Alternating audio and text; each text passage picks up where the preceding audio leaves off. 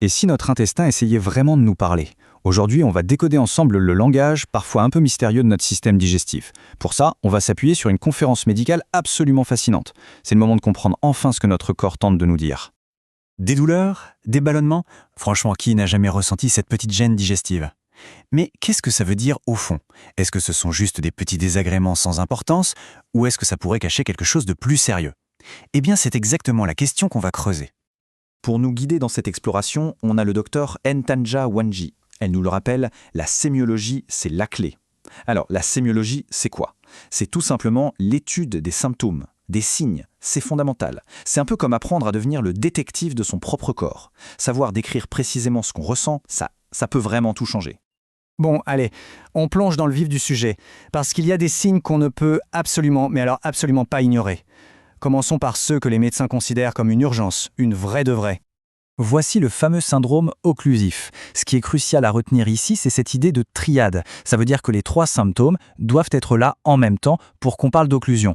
D'abord, des douleurs abdominales vraiment intenses, ensuite un arrêt complet du transit, et ça veut dire plus de sel, mais aussi, et c'est très important, plus de gaz.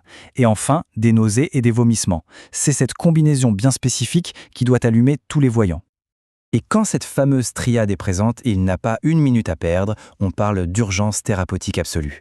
Pourquoi? Parce que le risque, si on passe à côté, c'est une nécrose de l'intestin ou d'autres complications gravissimes. L'action doit être immédiate, point.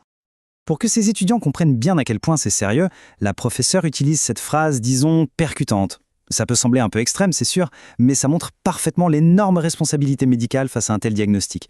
On ne plaisante vraiment pas avec une occlusion. Allez, on passe au deuxième grand signal d'alarme, le saignement. Mais là, attention, tout est une question de contexte. Un saignement, ça ne veut pas forcément dire qu'il faut paniquer tout de suite. Et ce tableau, il illustre ça à la perfection. Imaginez un peu la scène. Un médecin est de garde, il est 4 heures du matin, le téléphone sonne. Premier cas, un patient saigne, d'accord? Mais il est stable, sa tension est bonne, il a perdu à peine 1 gramme d'hémoglobine. Le médecin peut se dire « Ok, on verra ça demain matin ». Il peut même se rendormir. Deuxième cas, même type de saignement, du sang bien rouge, sauf que là, le patient est en hypotension. Il a perdu 4 grammes d'hémoglobine. Ah, ce n'est plus du tout la même histoire. Là, c'est une course contre la montre pour une endoscopie en urgence. On voit bien que le contexte, c'est vraiment ce qui fait toute la différence. Ok, après les urgences vitales, on va s'attaquer aux plaintes qu'on entend le plus souvent en consultation, les troubles du transit. Le docteur Ntanja Wanji a une façon très claire de démystifier ce que sont vraiment la diarrhée et la constipation.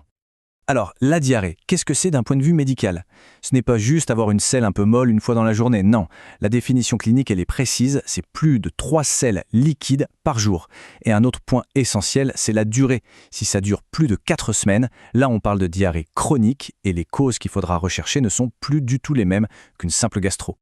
Et justement, quand on a une diarrhée, il y a certains aspects qui doivent vraiment mettre la puce à l'oreille. La présence de sang, évidemment, mais aussi des glaires. Et la professeure utilise une image très parlante, elle dit « c'est comme de la morve », pour que tout le monde comprenne bien. Ou encore des graisses qui donnent un aspect, je cite, de beurre sur le papier toilette. Ces signes-là, ajoutés à des diarrhées qui réveillent la nuit ou une perte de poids inexpliquée, ce n'est pas normal et ça demande une investigation. Passons à la constipation.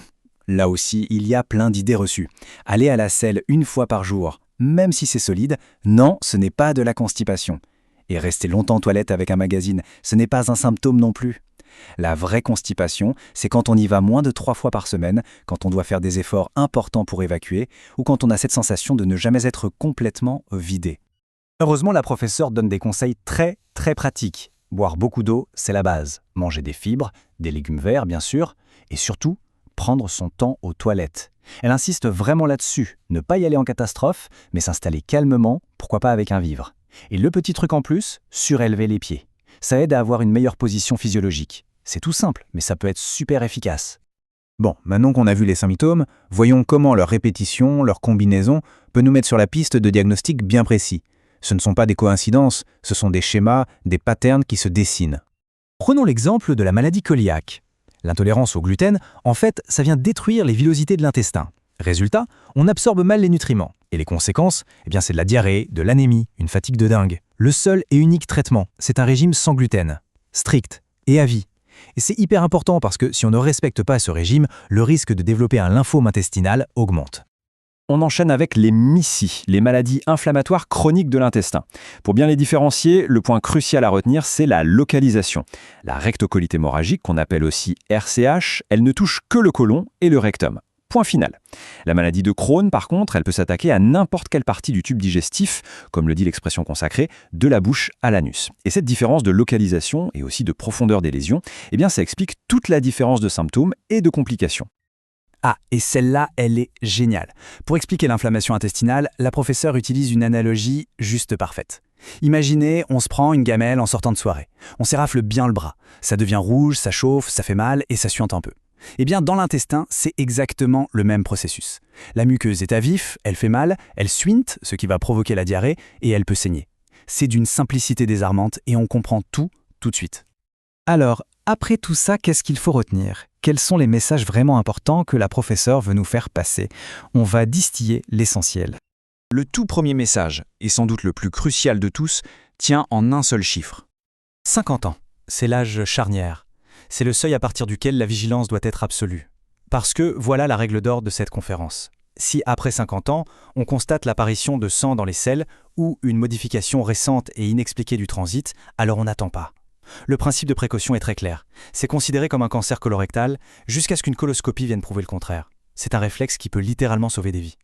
Et ça nous amène directement à l'importance capitale du dépistage. Pourquoi c'est si efficace ? Parce qu'un cancer du côlon, ça ne sort pas de nulle part comme ça, du jour au lendemain. Très souvent, ça commence par une toute petite lésion bénigne qu'on appelle un polype. Si ce polype est détecté et retiré pendant une coloscopie, eh bien on élimine purement et simplement le risque qu'il se transforme en cancer. C'est de la prévention au top niveau. Pour conclure, toute cette analyse nous rappelle une vérité finalement assez simple mais fondamentale. Notre corps nous parle tout le temps. Il nous envoie des signaux, des alertes, parfois juste des murmures. La vraie question, ce n'est pas de savoir s'il parle, c'est de savoir si on prend le temps, nous, de vraiment l'écouter.